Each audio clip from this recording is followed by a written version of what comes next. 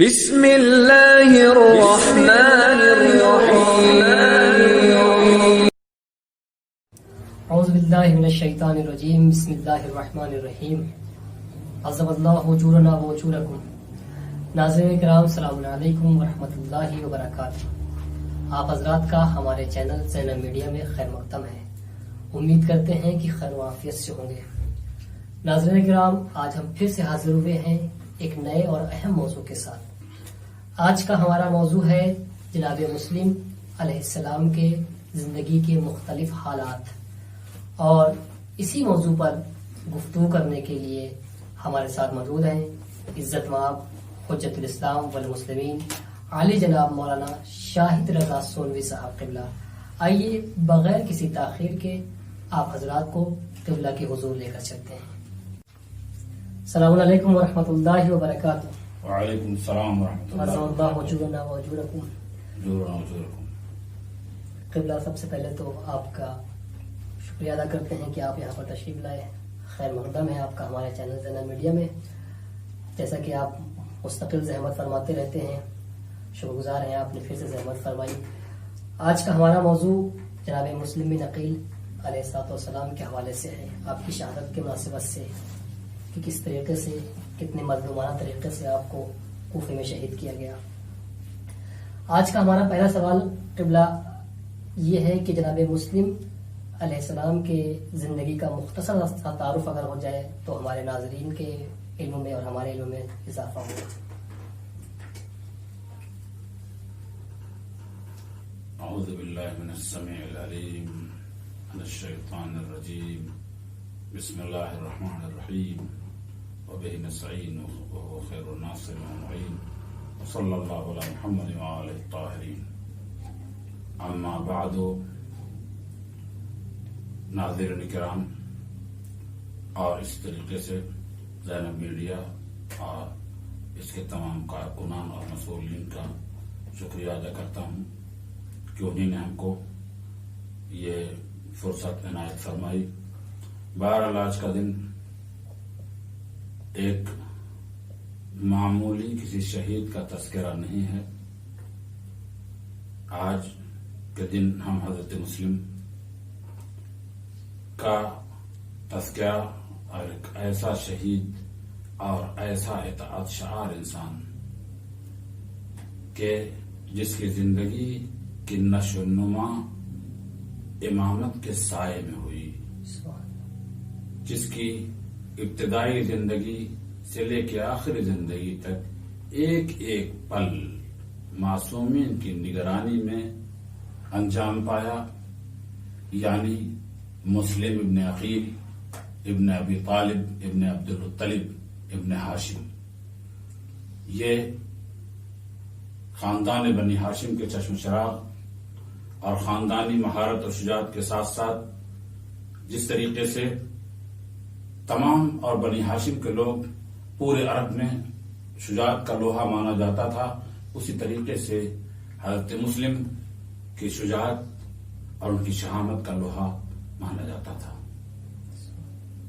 ناظرین کرام، لیکن ایک خاص گوشہ جو میں کہنا چاہتا ہوں کہ حضرت مسلم کو حضرت امیر نے خاص طور سے تربیت کے واسطے اور ان کو مزید تعلیم کے واسطے اپنے پاس رکھا تھا، اور یہ ایسا زمانہ تھا اور اس طریقے سے گویا اس گوہر ساز یعنی امیر المؤمنین نے اس طریقے سے حضرت مسلم کو بنایا تھا کہ اب ان کی زندگی بالکل آئینہ مظہر الہی میں ڈھل گئی تھی۔ جیسے جیسے حضرت امیر کا اشارہ ہوتا تھا، ان کی چشم ابرو کا اشارہ ہوتا تھا، اسی طریقے سے ان کی زندگی بن گئی تھی۔ ان کی رگ و پے میں اطاعت شعاری بھر گئی تھی۔ ان کی خون کا حصہ، ان کے خون کی دوڑان کا حصہ اطاعت معبود الہی بن گئی تھی۔ ان کی زندگی ایسی زندگی تھی کہ جیسے امیر المؤمنین مشیت پروردگار کے علاوہ نہیں بولتے تھے، اسی طریقے سے یہ بھی بغیر امیر المؤمنین علی علیہ السلام کے اشارے کے نہیں بولتے تھے، اور اسی طریقے سے حضرات حسنین علیہ السلام کی زندگی میں ایک ایک پل اور ایک ایک لمحہ ایسا گزرا ہے ناظرین کہ آپ 2 معصومین بلکہ 3 معصومین کی نظارت میں اپنی زندگی گزاری، اور زندگی کو گزارنے میں اس طریقے سے کہ جیسے معصوم علی علیہ السلام تھے، حسنین علیہ السلام تھے، اسی طریقے سے انہی نے جو ان کے جوہر کو نکھارنا شروع کیا، تو جب ظاہر سی بات ہے کہ عصمت قدح علوی میں جب کسی کی تربیت ہو تو پھر اس کی تربیت بھی ایسی ہی ہوگی کہ اس میں کوئی نقص نہ ہو، اس لیے کہ کمال سے کوئی نقص صادر نہیں ہوتا ہے، اور علی علیہ السلام کمال محض ہیں، ان کی زندگی سراسر کمال ہے۔ اب علی علیہ السلام نے جب تربیت کرنی چاہی تو ان کی تربیت جب عام زندگی کے حالات میں تربیت کی تو پھر سب میں اچھا بچہ نکلا۔ یہی وجہ ہے کہ حضرت مسلم کا نام تو اس طریقے سے نہیں لیا جاتا کہ وہ ولی اللہ بھی تھے، اس طریقے سے نہیں لیا جاتا کہ وہ خاندان بنی ہاشم کے چشم چراغ بھی تھے، ان کا نام صرف اتنا ہی لیا جاتا ہے کہ تلوار کے دھنی تھے۔ تلوار شمشیر ان کی بہت ہی برا تھی، وہ اپنی تلوار کو خوب چلاتے تھے، لیکن کوئی اور آخر وقت تک امام کے کہنے پر امام کی اطاعت میں اپنی جان کو فدا کر دیتے ہیں۔ ایثار، وفاداری، فداکاری تو بیان ہوتی ہے، لیکن یہ بیان نہیں ہوتا کہ آپ کا علم کتنا تھا، یہ بیان نہیں ہوتا کہ آپ کی فضیلت کیا تھی، یہ بیان نہیں ہوتا کہ آپ کے کمالات کیا تھے۔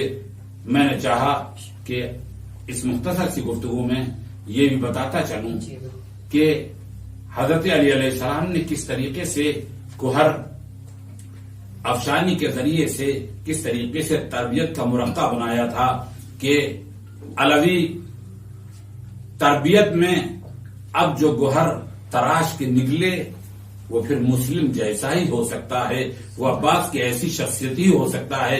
شاید حضرت امیر کی نظر اسی لیے اس پر پڑی ہو کہ حضرت مسلم کو اپنی لڑکی سے حضرت مسلم کی شادی کر دی کہ وہ عباس کہ ایسا اگر عباس کا بھائی ہے، عباس کا چچزاد بھائی ہے، تو کیوں ایسا نہ کروں کہ عباس کی بہن سے اس کی شادی کر دوں۔ اور یہ واقعہ چلتا رہا، فضیلت واقعاً ٹھاٹھے مارتا ہوا سمندر تھا جو حضرت مسلم کے ارد گرد پھر رہا تھا۔ فضیلتیں خود شرمسار تھیں اس علوی تربیتی مرقع کے سامنے۔ اب حضرت مسلم کے بارے میں اجمالی طور سے جو مجھے بات کہنی تھی وہ بات انجام پا گئی۔ آپ کی زندگی بعض مورخین کے نزدیک کل شہادت کے وقت 35 سال تھی، اور بعض مورخین 60 بھی کہتے ہیں۔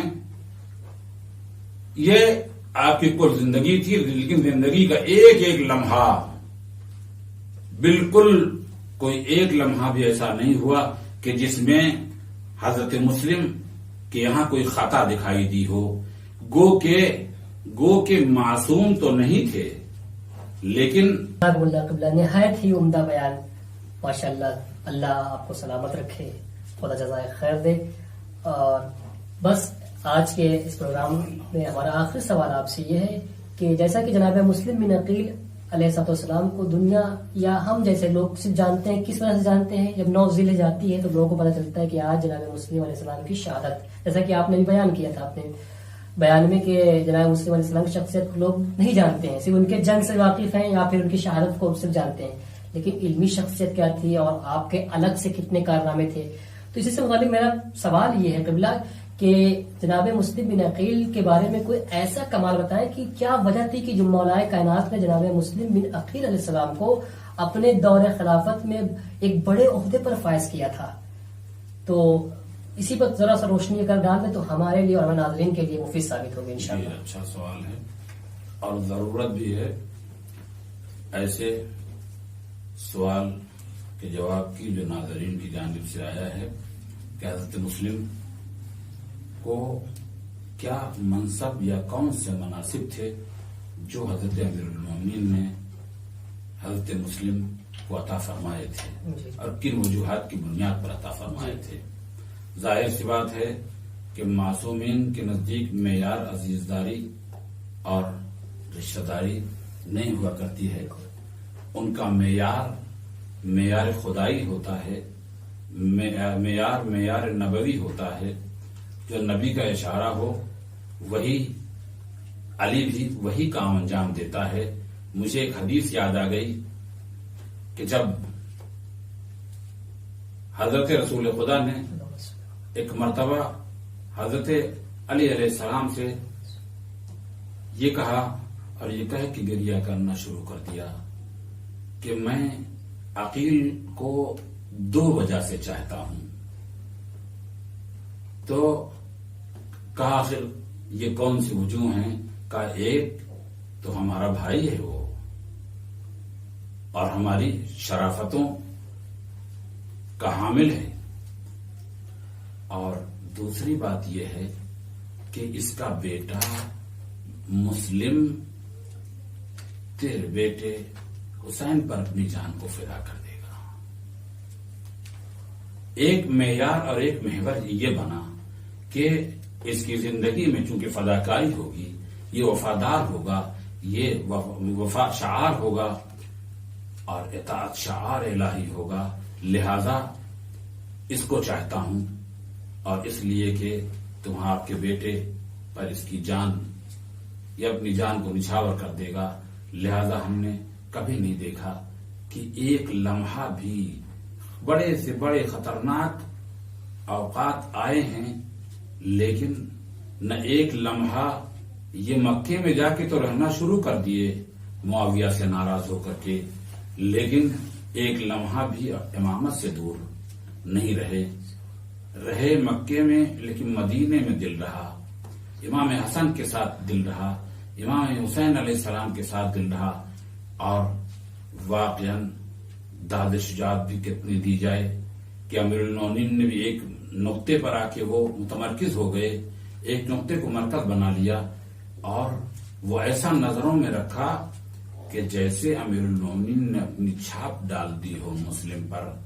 مسلم کو اس زمانے میں جب ابھی یہ جواں سال تھے، فوج کا بڑا سردار بنایا اور فوج کے اعلی مناصب پر فائز کیا، اور اسی طریقے سے جب آپ کی علمی کرامت اور ان کی فضیلت کی بات آئی تو وہ امام حسین علیہ السلام سے ظاہر بھی ہو گیا کہ کہا میں اپنے بھائی اور اپنے ثقہ کو بھیج رہا ہوں۔ اب جب کوفے کی طرف بھیجا جا رہا ہے تو یہ کہہ رہے ہیں اپنے بھائی اور اس کو جو میرا ثقہ ہے، جو میرا معتبر ہے، جس پر میں اعتماد کرتا ہوں۔ حسین علیہ السلام پر ساری کائنات اعتماد کرتی ہے، حسین پر اللہ اور اللہ کا نبی اعتماد کرتا ہے، اور حسین یہ کہتے ہوئے نظر آتے ہیں کہ یہ میرا معتمد ہے، یہ میرا معتمن ہے اور میرا بھائی ہے، یعنی عزیز و اقارب کے اعتبار سے نہیں یہ بات کہی تھی، کہ میرا بھائی ہے یعنی ولایت میں یہ میرے ساتھ حصے دار ہے، یہ میرا بھائی ہے یعنی جیسے اس کی تربیت ہوئی ہے ویسے میری تربیت ہوئی ہے، جیسے اس نے وحیانی تربیت حاصل کی ہے ویسے ہی میں نے بھی وحیانی تربیت حاصل کی ہے۔ اور اس کے بعد اب کوفے والوں سے کہتے ہیں کہ دیکھو جو یہ کہے وہ میری بات ہوگی۔ کتنا علم پر اعتبار تھا امام حسین علیہ السلام کو کہ ایک ایک لمحہ کتنا کنٹرول میں تھا، قدرتی اعتبار سے بھی امام حسین علیہ السلام کے کہ انہی نے پوری زندگی پر کہیں یہ نہیں سوچا کہ کہیں لغزش نہ آ جائے، کہیں یہ نہ سوچا کوئی کمی نہ آ جائے۔ اتنا یقین تھا امام حسین کو حضرت مسلم کی ذات گرامی پر کہ انہوں نے کہا یہ میرا ثقہ ہے، اس کے ہاتھ پر بیعت کرنا، اور جب یہ مجھے خبر دے دیں گے کہ یہاں کے حالات سازگار ہیں تو ہم بھی ان کے پیچھے پیچھے کوفے کی طرف روانہ ہو جائیں گے۔ وصلی اللہ علی محمد وآلہ الطاہرین۔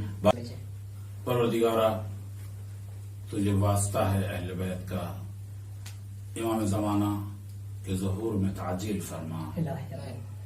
ربنا تقبل منا انک انت السمیع العلیم۔ جزاک اللہ اللہ، شکر گزار ہیں آپ کی، آپ نے زحمت فرمائی، نہایت عمدہ بیان اور مطالب بھی بہت ہی اس طریقے کے متعلق تھی کہ اس سے ضرور ہم سب استفادہ کریں گے، ناظرین ہمارے استفادہ کریں گے۔ ناظرین اب وقت ہو چلا ہے ودا کا، انشاءاللہ پھر سے ملاقات ہوگی آپ سے اگلے ایپیسوڈ میں۔ اپنا خیال رکھیں، اللہ آپ کو اپنے حفظ و امان میں رکھے، خدا حافظ۔ صدق اللہ العلی العظیم۔